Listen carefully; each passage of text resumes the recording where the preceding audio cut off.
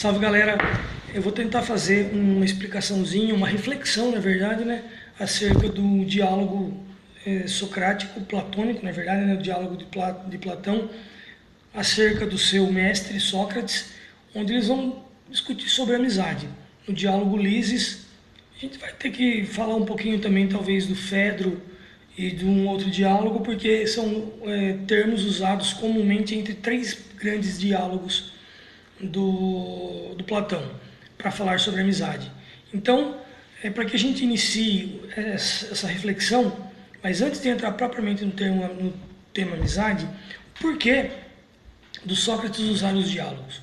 Bom, se a gente pegar a palavra diálogo, traduzindo ela do grego, a gente pode separar em duas partes a palavra, seria o dia e o logos.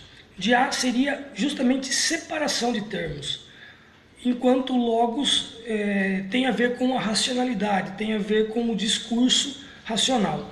Então, o diálogo é uma forma que o Sócrates teve de analisar as partes de um discurso, onde ele pode, através desse partilhamento de várias ideias, de várias tentativas, de várias hipóteses, chegar a uma conclusão acerca daquele tema que está sendo buscado.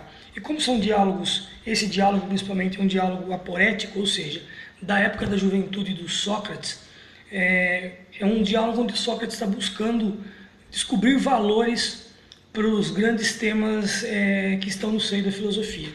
Então, ele está tentando, através dessa discussão, desse diálogo, procurar um valor que estaria por trás do termo amizade. A amizade não é apenas o congressamento de irmãos, ele quer qual o valor que estaria por trás, imbuído nessa ação humana que é a amizade. Então, logo de cara a gente vê que se ele está fazendo isso através de um discurso, de um diálogo, ele está querendo nos propor que a linguagem falada, em detrimento da escrita, ela é a única que possibilita uma abertura para as perguntas que vão circular em volta do tema principal. Ou seja, através do momento que você abre questão de perguntas e um tema principal, fica claro que existe um espaço grande para a contradição das respostas, né? Então, Sócrates, através do diálogo, ele possibilita que todas as contradições sejam levadas em consideração para chegar no termo, para descobrir o valor que estaria por trás daquela palavra, daquele tema, que no caso do Lises é a amizade. E aí, logo, e consequentemente, fica claro a refutação do Sócrates pela escrita, pela forma de se expressar pela escrita. Por quê? Porque para ele, apenas a oralidade, e isso está todo na sua teoria das ideias do Sócrates, é apenas através da oralidade que a gente pode despertar a reminiscência. E o que acontece com isso? Despertando nossa reminiscência, nós conseguimos atrelar todas as funções da nossa alma racional, ou seja, a gente consegue fazer com que a nossa alma racional ela se desperte para a filosofia primeiro, ou seja, Platão vai mostrar isso, né, através da obra de Sócrates, que é o despertar da nossa alma racional que nos possibilita filosofar. E dessa forma a gente já começa a enxergar que isso é uma tentativa de equilíbrio, de buscar equilíbrio entre uma subjetividade e uma intersubjetividade entre as pessoas, né? Subjetividade por quê? Porque a maiêutica socrática, ela tenta fazer brotar dentro de nós, a maiêutica, para quem não conhece, é o parir de ideias. Então a maiêutica socrática, ela tenta possibilitar com que nós façamos o nascimento de ideias vindo de dentro de nós, ou seja, nós criamos esses valores. Para quê? Para que as nossas ideias sejam voltadas às nossas atitudes e dessa forma as nossas atitudes acabam sendo modificadas. E modificando-se as nossas ideias, as pessoas ao redor também, elas acabam não sofrendo, mas elas acabam passando por algo parecido, porque ela começa, se ela tiver também esse mesmo movimento de maiêutica, ela começa a mudar o seu próprio pensamento também, e mudando o seu pensamento, ou seja, as perguntas fazem com que nós mudemos a nossa forma de pensar, e mudando a nossa forma de pensar, a gente muda a nossa conduta também. Então, a partir do momento que modifica-se a nossa forma de pensar, modifica-se a nossa conduta, ou seja, essa modificação do pensamento, de pensamento comum, de senso comum para um pensamento racional, um pensamento epistêmico, isso acaba tendo consequências na nossa vida prática. Dessa forma, então, se isso tem consequência na nossa vida prática, dá para a gente enxergar também que, primeiro de tudo, Sócrates está tentando, o Platão contando a história de Sócrates, a primeira coisa que ele está tentando é mostrar que as duas grandes formas de educação dos jovens na Grécia Antiga está equivocada. Seria a poética, o estudo das artes, né, da poesia, a forma perfeita do soneto e tudo aquilo lá. E o segundo que seria a retórica sofística, ou seja, a perfeição também na forma de discutir, uma perfeição apenas baseadas em regras técnicas e muito volúvel, de acordo com a necessidade. Ou seja, o que o Sócrates vem tentar fazer, então, ele está tentando mostrar, está tentando negar a validade do estudo, do desenvolvimento do jovem, da educação do jovem, apenas pela poética, inspirada nos deuses, e apenas também na questão da retórica sofista. Por quê? Porque ela era muito volúvel, então não se criavam valores. Lembra que eu falei que a tentativa do Sócrates é criar, é uma busca pela criação de valores que vão se encaixar na vida prática, na vida humana. Então esse afastamento da retórica e da poética, ele acaba, de certa forma, privilegiando única e exclusivamente a expressão do logos humano, ou seja, a razão humana. Não vamos mais educar os jovens apenas por apreço aos deuses ou por apreço a uma forma literária que era comum e era sempre bem aceita e educou os jovens até então. Ele vai dizer que não, que o ideal talvez seria que os jovens, que a educação fosse baseada no pensamento, baseada na expressão oralizada do logos humano, da razão humana. Então, assim, ele quebra na tradição poética e retórica sofista e traz agora, então, a atividade humana, porque se o meu pensamento altera a minha atividade altera a intersubjetividade entre todas as pessoas, essa alteração ela vai ser o novo motor que vai impulsionar as condutas humanas, não mais os deuses. Ou seja, a partir do momento que eu penso, que eu mudo minhas concepções, eu saio do senso comum e vou para a episteme, isso altera a minha conduta e em alterando a minha conduta eu estou negando que eu aja apenas pura e simplesmente por vontade dos deuses. Eu ajo de acordo com a minha conduta, com a minha vontade, e a vontade para ele aqui, na verdade ele quer dizer não vontade, ele quer dizer razão, e a razão para ele é praticamente sinônimo de alma. Então, para que ele faça esse movimento, nós vamos acabar nos deparando nessa discussão, nós vamos começar a falar sobre o termo, o livro em si, o diálogo, e vai ficar muito claro na leitura mais cuidadosa, pormenorizada, que nós vamos encontrar aporias de igualdade e contrariedade quase que sempre.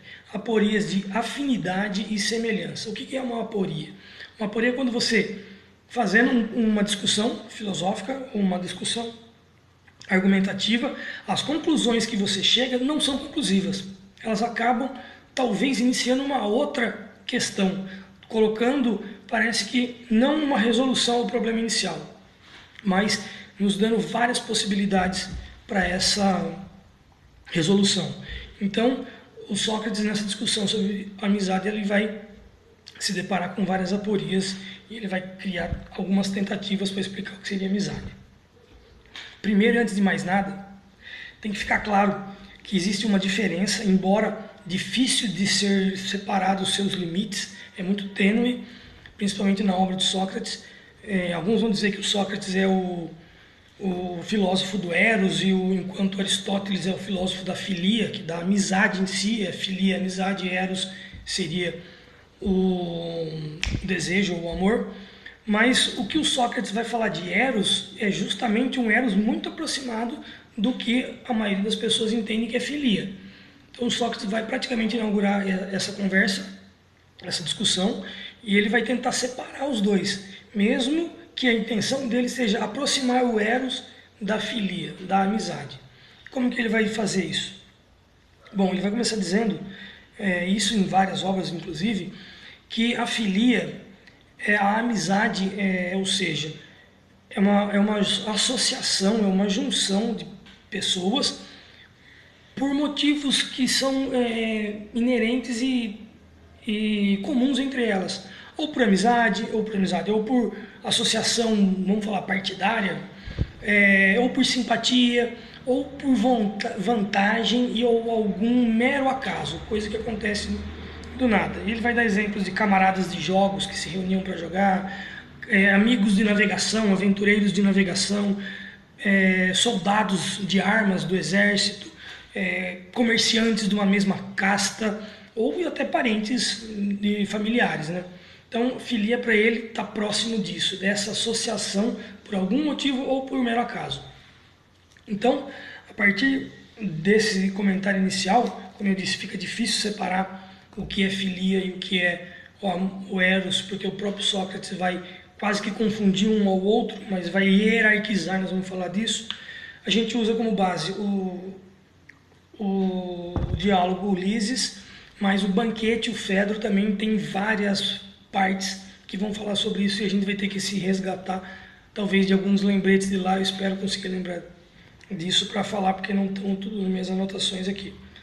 Mas então, a primeira coisa que o Sócrates vai dizer ao tentar separar o erotismo, o eros, perdão, da filia, é demonstrando que o erotismo, ou seja, o que provém do eros, existe uma hierarquia de erotização, ou seja, onde essa hierarquia pressupõe sempre uma hierarquia, um eros mais mundano, e ele vai falar isso em outros diálogos, como no banquete, e um eros mais nobre, ou seja, que é um eros mais próximo do comportamento dos deuses, não é um eros, não é uma erotização apenas vulgar do corpo.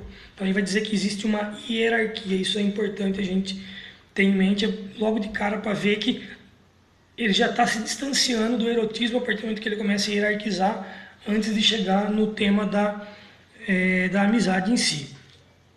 Então, a primeira coisa que ele vai dizer dentro desse patamar que a gente tem já de hierarquia é que esse mais nobre vai se assemelhar à filia, que a filia, quem vai defender muito, falar sobre ela, é o próprio Aristóteles, depois do Sócrates e do Platão. Então, mas o Sócrates está quase equiparando o eros nobre, o eros dos deuses, à filia dos humanos. Então, essa elevação desse eros filosófico, vamos dizer assim, em detrimento de um eros vulgar, ele acaba sendo um eros não é proporcionado ou executado, é um eros de uma escolha deliberada da nossa racionalidade apenas, ou seja, é uma erotização, como eu disse, que não está atrelada aos sentidos do corpo, às vontades carnais, é um eros que é oriundo da nossa capacidade de raciocínio, do nosso logos vivo. E o eros vulgar resta claro que está atrelado aos nossos sentidos. Então, dessa forma, existem diversas etapas e uma hierarquia para que a gente saia do mais baixo e vá para o mais alto. Mas aí, entrando no discurso, no diálogo em si, o Sócrates vai conversar com duas figuras, principalmente, né? E logo de cara, ele vai conversar com Hipótales, que provavelmente está apaixonado, está erotizado por uma outra pessoa, mas apenas e tão somente, pelo que parece no diálogo, pelas formas carnais dessa outra pessoa. Ou seja, a erotização dele está atrelada aos sentidos do corpo, está atrelada ao aspecto carnal. Então, a primeira coisa que Sócrates vai falar, lembra que eu falei que a partir do momento que você muda o seu pensamento, você muda a sua conduta, o que o Sócrates vai tentar fazer é que Hipótales, nunca decoro esse nome, que Hipótales mude o seu pensamento e em mudando o pensamento consiga mudar a sua conduta. Porque logo de cara o Sócrates fala que não é bom bajular não a pessoa amada muito, porque senão isso daí vai trazer só malefícios para ele dentro dessa relação. Parece algo muito próximo do que a gente não tem coragem de falar, mas pensa, às vezes, sobre os nossos relacionamentos com outras pessoas, né? Bajulação não dá certo. Não é que você vai sair tratando mal as pessoas, mas se você bajular demais, essa pessoa pode usar isso até depois contra você. Mas não é isso que o Sócrates está falando. Mas fica meio implícito para ele não bajular, não. E aí, então, a primeira coisa que Sócrates vai falar. Como deve se portar o amante? De que jeito? Ele vai dizer que não deve se elogiar demais a conquista, o amado. Ou seja, a gente deve agir sempre comedido nas formas de se dirigir a outra pessoa. Então, logo de cara, eu posso dizer que a partir disso, os problemas vão começar a ser tratados na amizade, e o Sócrates, além de fazer uma tentativa, uma construção de buscar valores para essa atitude da amizade, fica meio que implícito também uma tentativa dele de novo de explicar o cosmos, de explicar a formação das coisas, a formação do universo. Como ele vai fazer isso? Explicando, falando sim de deuses, inclusive, né? Mas falando dos comportamentos humanos, e também ele vai falar alguma coisa sobre os deuses. No Fedro, é legal a gente lembrar que quando eles estão tentando buscar o significado para o que seria Eros, no diálogo Fedro, ele vai dizer que é necessário distinguir o sentimento de amizade do sentimento entre os amantes. Ou seja, o sentimento de amizade é um, sentimento entre os amantes é outro. E ele começa falando sobre isso, a hora que ele vai dizer que, eu vou até ler aqui porque a frase é mais ou menos isso, o amor é um desejo.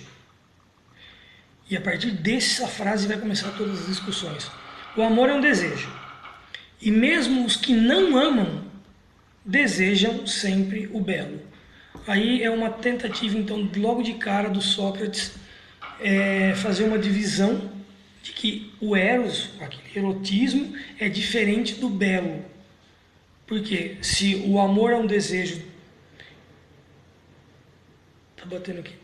O amor é um desejo, e mesmo os que não amam sempre desejam o belo, então ele está mostrando desejo e eros e belo são coisas diferentes. Então nós não podemos enganadamente achar que a erotização e a beleza são a mesma coisa. Ele vai mostrar que não. E logo em seguida ele vai falar que existe uma ruptura entre os nossos desejos. Como assim? Ele vai dizer que existem os nossos desejos racionais, que são os desejos, por exemplo, de temperança, e como na Grécia eles chamavam de sofrósene, e os desejos irracionais, que são os desejos dos prazeres mundanos, ligados ao sentimento, aos sentidos do corpo, é claro, né? E estes sentidos do corpo, os desejos irracionais, os desejos carnais, eles atrofiam nossa alma. Ou seja, eles fazem com que a nossa alma não atinja todas as suas, vamos dizer assim, funcionalidades ou as suas competências. E dessa forma ela priva a nossa inteligência, o nosso desenvolvimento, acaba nos gerando, e a gente sabe, o ciúme, acaba nos tornando escravos da volúpia, ou seja, esses desejos irracionais não controlados pela nossa alma, e a alma para ele é razão, esses desejos irracionais, eles são puramente denominados de eros, e eles geram o ciúme, nos tornam escravos do sexo, da volúpia, em detrimento da nossa inteligência, do nosso desenvolvimento. E depois vocês vão ver que eu vou falar que tudo que piora a nossa alma, nos afasta do contato com os deuses. Então, tem uma outra passagem que ele vai dizer, nossa, bateu a porta. Ele vai dizer que as boas intenções de um apaixonado não têm por base a amizade. Isso é uma pancada que ele vai dizer. Ou seja, que as boas intenções do apaixonado têm pura e única e exclusivamente a sua necessidade de satisfação. Ou seja, o apaixonado, quando ele cria uma relação de amizade, ele faz pura e exclusivamente em face da sua necessidade de satisfação. Muito próxima do eros vulgar. Mas ele vai dizer, como o amor não é esse Deus todo, como o amor é um Deus, aliás, como o amor, ele está pondo que é um Deus nobre, né, que é o eros mais nobre em detrimento do vulgar, o amor não pode ter origem em coisas más, então. Lembra que eu falei, se a amizade inicia só por interesse? Se a amizade inicia por interesse, ele está dizendo que o amor é um Deus, e esse Deus, esse amor não pode ser originado em coisas más. Então, o que ele vai defender logo de cara, o Sócrates? Que deve haver sempre uma sensatez contida em todo estado de loucura. O que quer dizer isso? Aí vamos entrar naquilo que eu falei da formação do cosmos. Provavelmente estava um caos na cabeça do Demiurgo, essa história, essa ideia do Sócrates, e esse caos pode-se dizer que é uma loucura. Ele pegou e foi desse momento de loucura, de desordem, ele foi lá e ordenou o universo, fez o cosmos. Do caos ao cosmos, ele criou a origem das coisas, ou seja, ele vai dizer então que existe alguma sensatez na loucura e a partir daí é que nascem talvez as coisas boas. Seria o mesmo que dizer que da necessidade de satisfação inicia-se a amizade. É meio complicado, mas ele está tentando trazer uma utilidade a algo que não parece ser uma coisa boa. Porque, como ele disse, se o Deus é uma coisa boa, a amizade não pode começar na ausência de um Deus. Então ele não está dizendo que existe a ausência do Deus quando você busca uma amizade por utilidade. Ele está dizendo que aquela utilidade é um momento de, como se fosse uma loucura dos deuses para criar o universo. Se o Deus estivesse de boa, ele não teria criado o universo, não. Então, num momento muito louco, ele foi lá e criou o universo. Então, o que ele quer dizer é isso, que muitas coisas boas, o bem, talvez, nasça das loucuras dos deuses. Logo, então, o que ele está tentando mostrar para nós? Que a gente não deve preferir a amizade do homem sensato. Ou seja, do homem, do ser humano, quando a gente busca a amizade com uma pessoa, parece sempre necessário que ou eu ou que ela tenha algum interesse, vejam alguma utilidade na minha amizade. Porque se coisas boas nascem de algum caos, de algum momento de loucura, de alguma necessidade de busca de uma amizade numa coisa que não é tão boa, então resta claro que o Sócrates vai dizer isso, que talvez não seja razoável ter amizade, buscar a amizade apenas de homens sensatos. Não.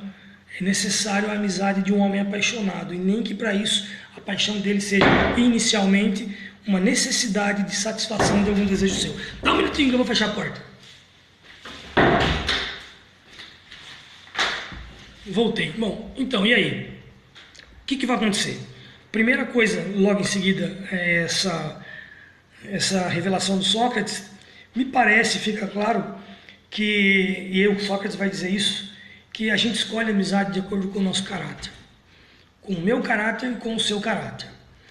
Então, essa escolha de amizades de acordo com o nosso caráter, Sócrates vai de novo naquela busca dele do logos vivo e a necessidade da oralidade nos remeter a uma lembrança de que o objeto escolhido por nós para a amizade, ou a pessoa, ela é uma tentativa nossa de rememorar os deuses, de novo falando de deuses. Ou seja, se eu vejo alguma utilidade na amizade com aquela pessoa, não é apenas uma utilidade para ele mundana e momentânea, é uma tentativa nossa de rememorização da divindade, ou seja, talvez aquele Deus muito louco tenha alguma coisa naquele cara estranho que por hora me parece ser útil ter amizade com ele. Então, como a gente sabe que Eros é essa divindade, amor é essa divindade, que é a ideia maior de todas, né? Fica claro, então, que o amante e o amado, eles escolham, ou pelo menos o amante se escolha de acordo com o seu caráter. E se ele escolhe de acordo com o seu caráter, muito provavelmente, talvez, ele vai escolhendo o outro alguma coisa que falte no seu, e como o outro, talvez, se a gente puder fazer esse movimento de retorno do amante para o amado, a gente possa também tratar dessa forma, que cada um escolhe o amor perante o seu caráter. A hora que a gente está falando de amor e de caráter, fica claro que a gente tem que falar da alma, nem que foi rapidamente aqui. A divisão da alma, por Platão, ela tinha 3 partes. Como a gente vai começar a falar disso, é necessário eu dar uma relembrada nisso. A primeira parte é a parte racional da alma, que está ligada ao nosso cérebro e à nossa cabeça. E ela está ligada às virtudes como a sabedoria e a prudência. A segunda parte da alma, ela é irascível e colérica. E onde ela se localiza? No nosso tórax, principalmente no coração. E o que ela está ligada? Ela está ligada aos sentimentos nossos e à nossa impetuosidade. E a terceira parte da alma, é a alma concupiscente, ela estaria ligada no nosso baixo ventre, é onde está ligado aos nossos desejos, sim, os desejos carnais, e aos nossos apetites, o sexual e o biológico também, sei lá. Então, para o Sócrates, quando vai falar de alma, da alma que busca o amigo e o amigo, naquela rememorização de uma tentativa de reencontrar os deuses, é somente a alma racional que está na nossa cabeça e que busca sempre a sabedoria e a prudência, que é capaz dessa busca. Ou seja, dessa forma, então, Sócrates tenta fazer uma harmonia nos nossos sentimentos, onde o filósofo e a filosofia são esse amante que vai enxergar o amigo no outro. É o filósofo que é capaz de conseguir enxergar essa utilidade na alma do outro, no caráter do outro, para fazer as relações de amizade. Então, aí já ficou claro um eros filosófico, né? A necessidade de um eros filosófico, onde a psique vai nutrir uma amizade verdadeira, e essa amizade verdadeira entre as pessoas, lembra que eu falei da intersubjetividade? Primeiro a minha subjetividade para depois a intersubjetividade. Essa amizade verdadeira é que vai controlar os acessos e os funcionamentos das outras duas partes da alma, ou seja, da minha alma irracível, no tórax, e da minha alma concupiscente, no baixo ventre, mas controlada pela alma racível, pela minha cabeça, pela minha prudência e pela minha sabedoria. Isso, o eros filosófico apenas faz isso. O eros filosófico, lembrando de novo, é conseguido, dominado, ele surge, ele aparece através do diálogo, da percepção, da transformação do ser humano num filósofo. E isso, para ele, é o que ele vai, quando se consegue isso, nós estamos em estado de sofrosine, ou seja, existe uma sujeição harmoniosa entre as três partes do corpo, as três partes da alma, perdão.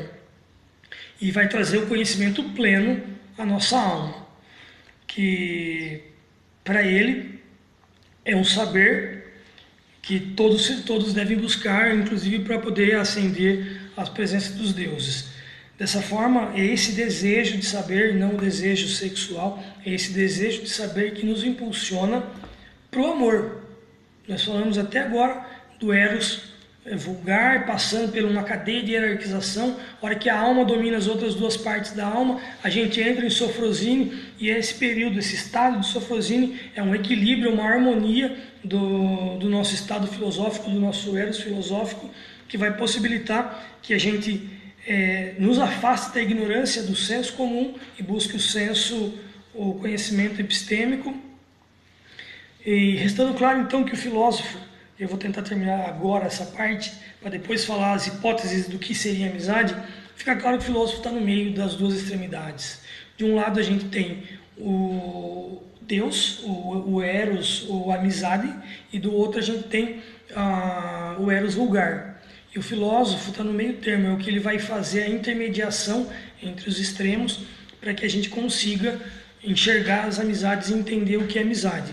E aí ele vai, me lembra agora, no diálogo Banquete, tem uma passagem que ele vai falar sobre Diotima.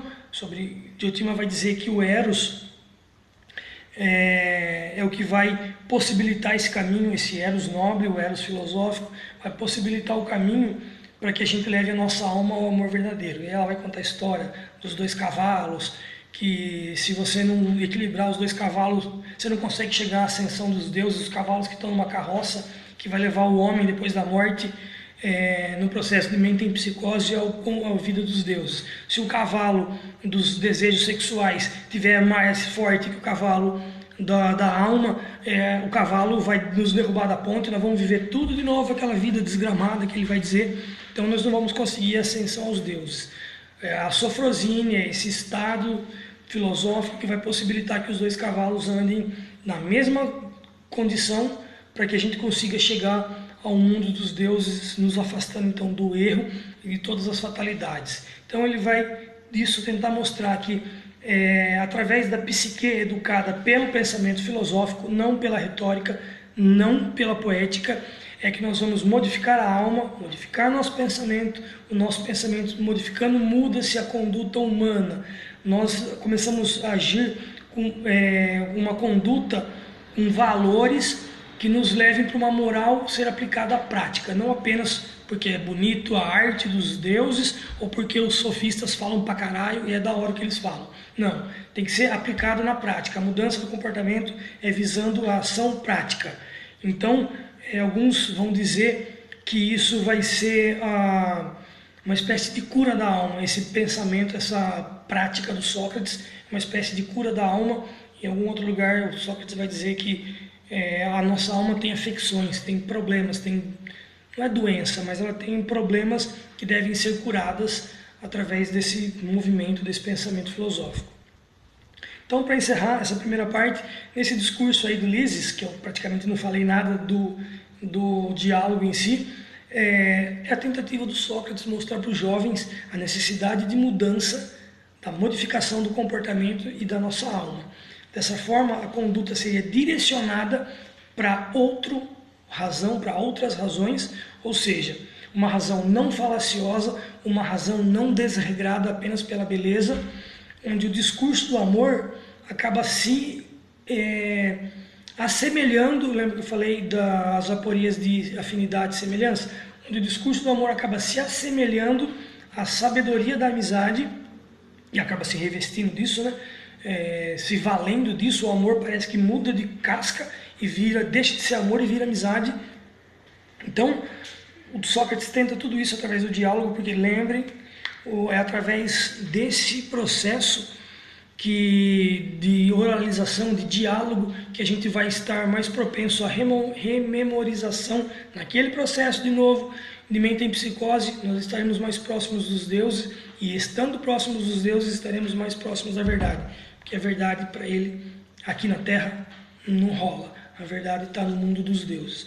Ok? Eu vou encerrar essa primeira parte aqui, e na segunda parte depois eu vou falar sobre as 8 hipóteses do que seria amizade, e aí a cabeça dá uns nozinhos da hora pra gente desfazer, ok? Valeu? Não sei, só sei que foi assim.